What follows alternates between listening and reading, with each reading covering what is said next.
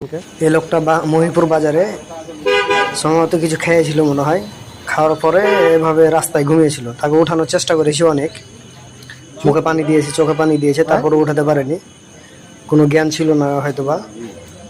তো চেষ্টা করলাম উঠানোর, উঠাতে পারিনি। পরবর্তীতে লোকজন আরো আসছে, এসে দেখাশোনার পরে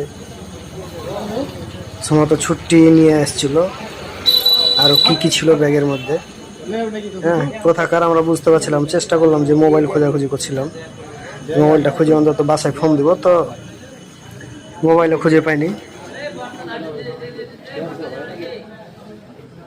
এই লোকটা মহিপুর বাজারে সম্ভবত কিছু খেয়েছিল মনে হয়। খাওয়ার পরে এভাবে রাস্তায় ঘুমিয়েছিল। তাকে উঠানোর চেষ্টা করেছি অনেক, মুখে পানি দিয়েছি, চোখে পানি দিয়েছে, তারপরে উঠাতে পারেনি, কোনো জ্ঞান ছিল না হয়তোবা। তো চেষ্টা করলাম উঠানোর, উঠাতে পারিনি।